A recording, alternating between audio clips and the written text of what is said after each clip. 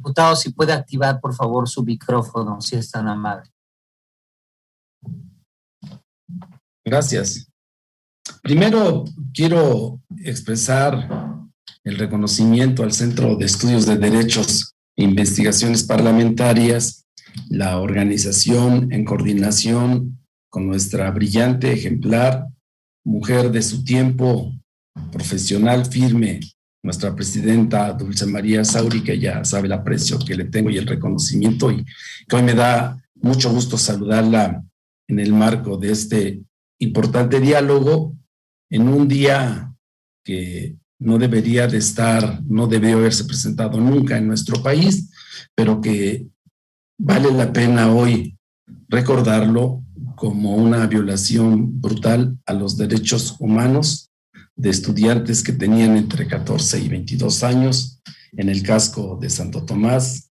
Y esas 120 vidas de jóvenes debe de animarnos a reflexionar y profundizar sobre la importancia de uno de los actos democráticos que más debe de dejar testimonio el hombre y la humanidad, que son el respeto a los derechos humanos y a la dignidad de las personas, y agregaría al libre desarrollo de su personalidad.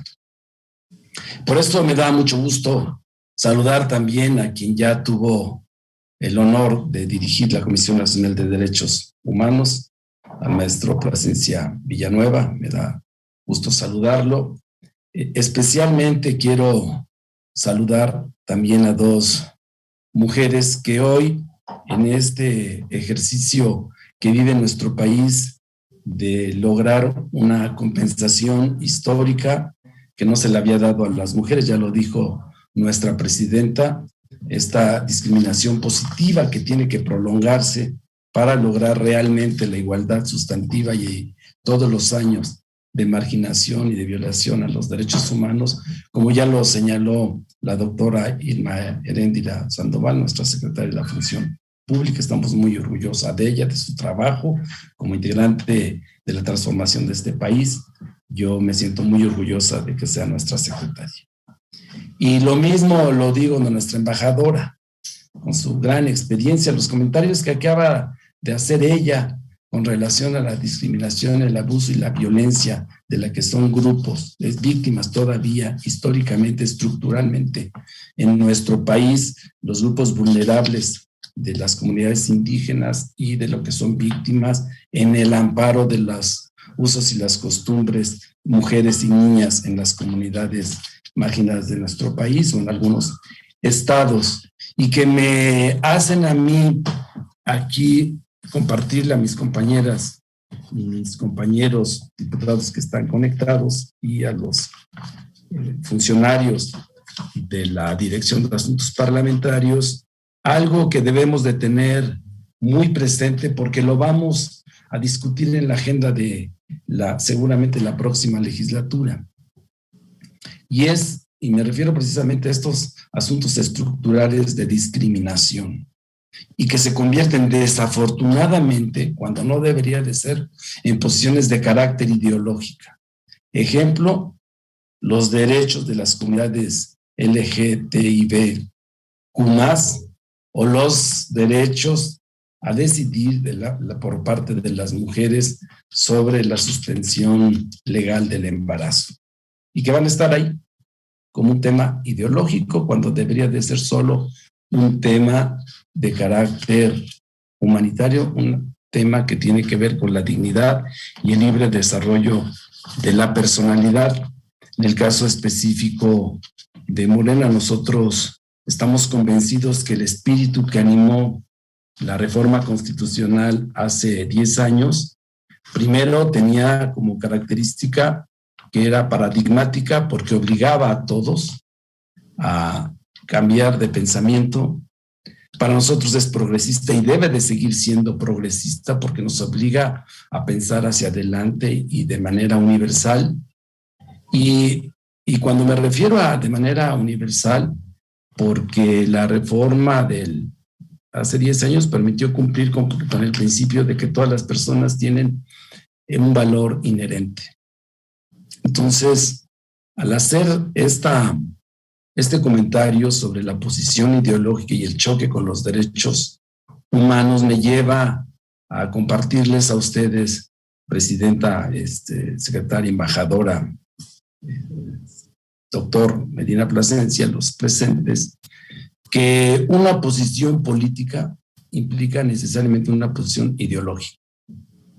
Y el legislador en tanto representante de la República, que tiene la representación popular, debemos de diferenciar en el disenso el consenso, porque los derechos humanos, sostengo, aún si no hay mayorías calificadas, debe de ponerse en el interés de la discusión y del debate, que los derechos humanos es el único campo en el que el consenso es necesario, absoluto y obligatorio para todo aquel que tiene el honor y la responsabilidad de la representación popular.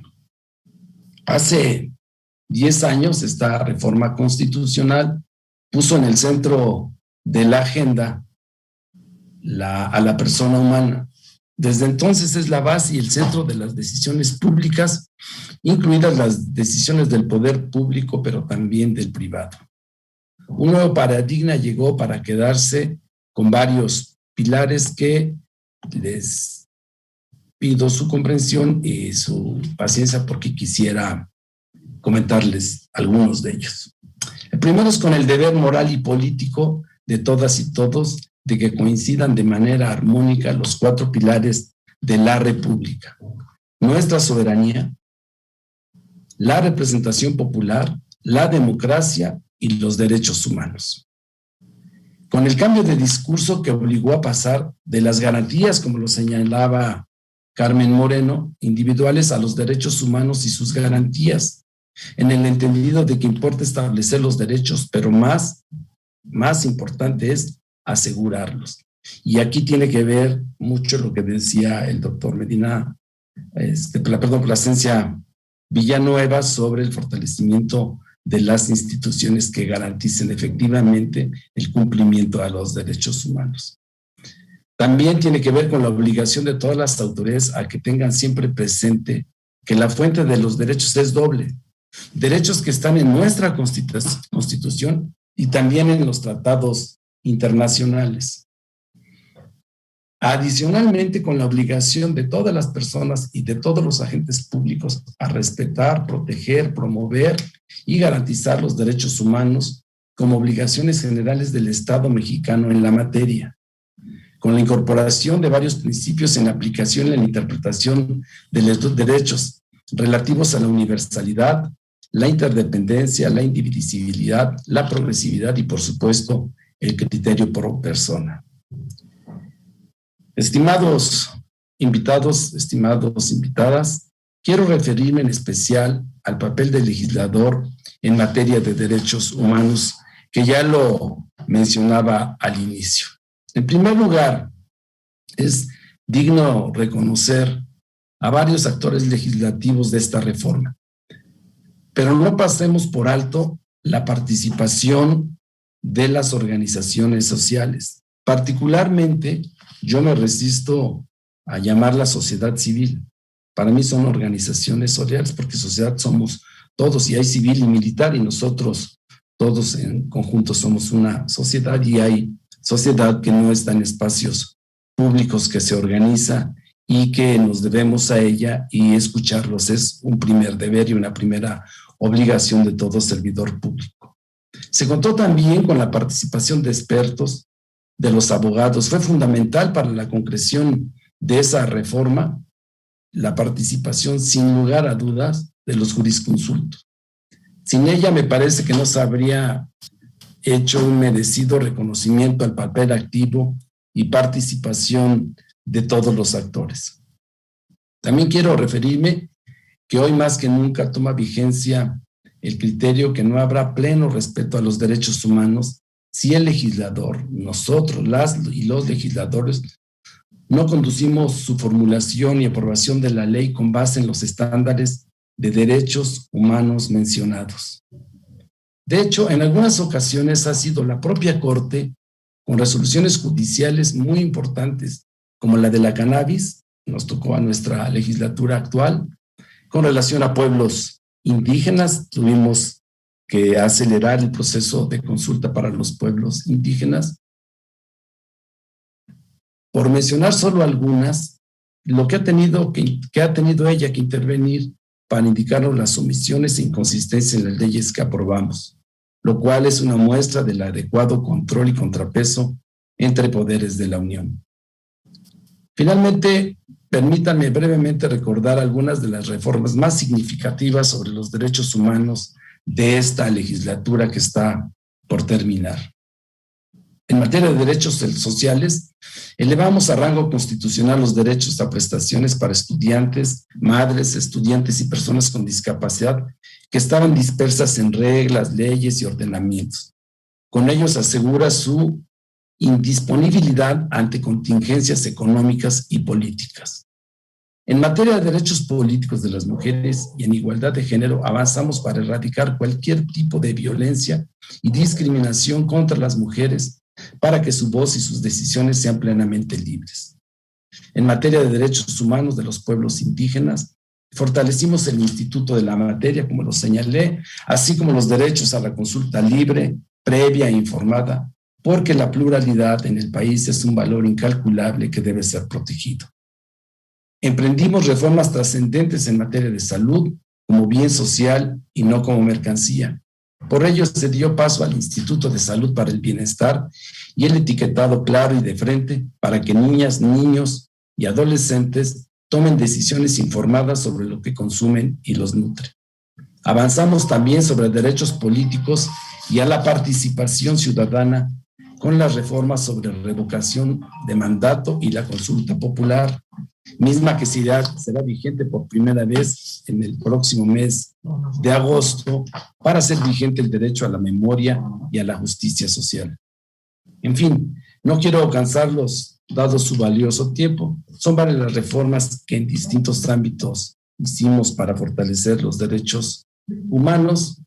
También quiero comentarles que hemos seguido con atención las comunicaciones del señor ministro presidente de la Suprema Corte, quien con conocimiento, sapiencia y visión nos indica una ruta, un sendero sobre los temas que tenemos que trabajar como sociedad.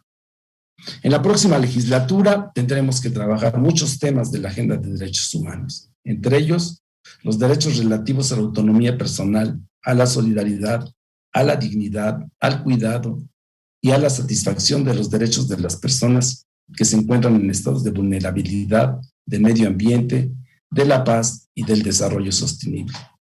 Una agenda muy progresista que implicará acuerdos de las fuerzas políticas para que, como siempre, nos tomemos los derechos muy en serio, como principios éticos y como imperativos categóricos más allá de posiciones ideológicas. Tenemos ya las bases, pero en los próximos años será necesario redoblar los esfuerzos para que la dignidad humana, que es el pilar de toda sociedad, esté al alcance de todos. Porque cuando una sociedad cuida la dignidad de todos y de todas, empezamos y podemos empezar a decir que estamos viviendo en una sociedad justa. Enhorabuena, le aprecio mucho su atención, le agradezco su participación y felicito al Centro de Estudios de Derecho e Investigaciones Parlamentarias, la organización de este diálogo que siempre enriquece la formación de alguien que aspira a ser un buen legislador. Muchísimas gracias.